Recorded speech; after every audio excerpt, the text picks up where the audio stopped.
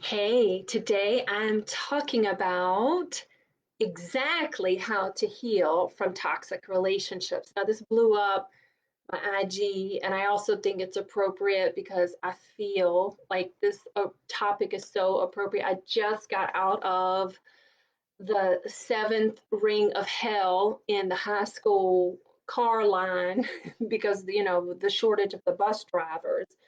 So just in the middle of the day, like, oh, you got to go pick up your kid, and there's no bus drivers. And then I get there, and it's like, oh my God, this is the seventh ring of hell. How do I get out? And I was like, oh my God, that's appropriate for toxic relationships because it feels like you're in hell when you're in it. And then you get out of it, and you're like, what the hell? I still feel like I'm walking on eggshells. I still don't feel confident. I feel insecure. I feel like I'm always second guessing myself. I don't really have good self worth or feel, lovable or valuable. So let me talk about, why that is and exactly how to heal it. Because in my Finding Peace After Divorce group program, there's a methodology behind what I do and why I teach what I do. So that really, and also because it also heals you faster. This is not just sitting around talking about stuff. I'm going to explain why doing certain things will heal you faster. So, why when you left the toxic relationship, you got the strength, you're out of it, you still feel like shit, right?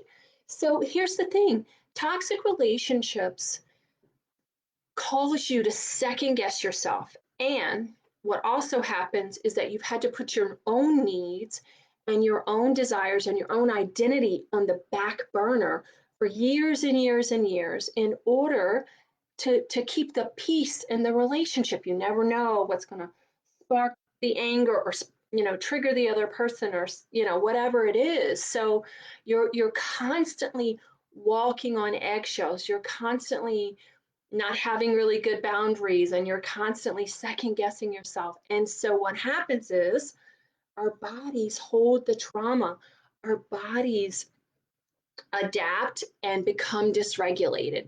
Hence, that's why you're so full of anxiety, because your body then holds it. Now we've got more trauma research coming out.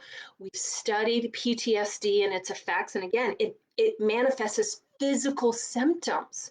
All this emotional toll comes into us physically, and we withhold it and we hold it in. So, what do you do about it, right? Okay, so there are some really super actionable steps that you can do to heal this. So, what I do, the first step is identifying that childhood trauma or that abandonment wound. And then I teach an inner child healing that heals that. It's called reparenting. And I know it sounds woo woo, and you're like, what?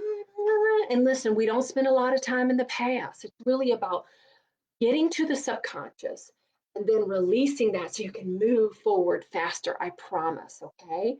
And what I do is it's a really implementable, actionable strategy and exercises to help you to bring that subconscious into the conscious faster.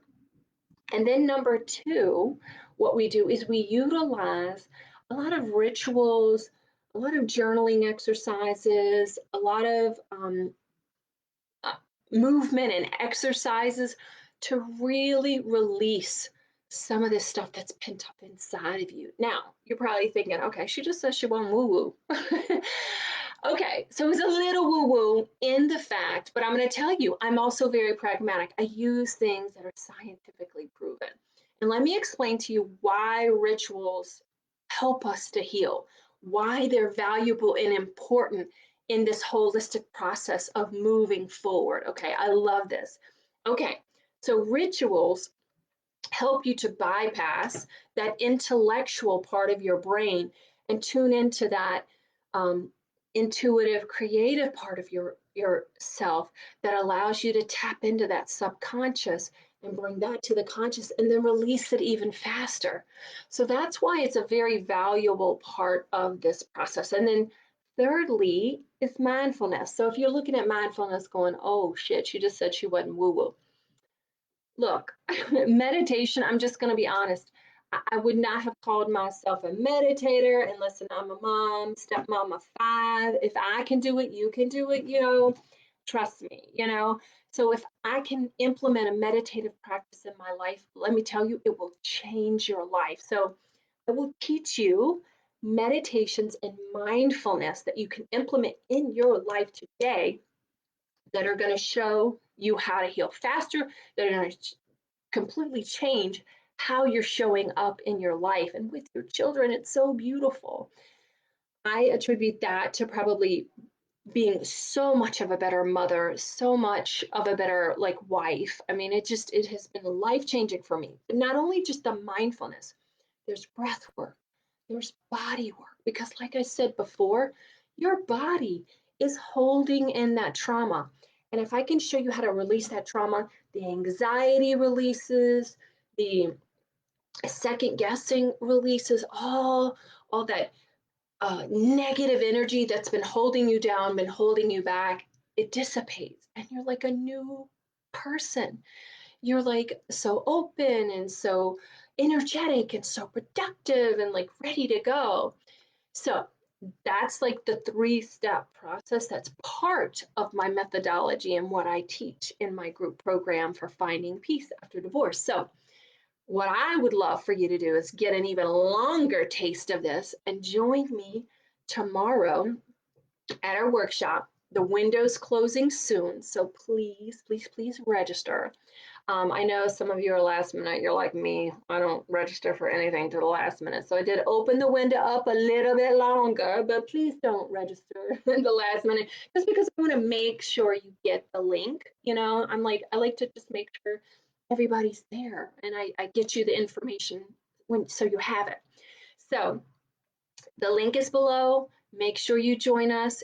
It's going to be life changing. Trust me, trust me. So I'm looking forward to see you. I cannot wait. It's going to be fire. Bring your questions, bring an open heart, and ready to help you heal it. All right. Mwah. I look forward to seeing you. All right.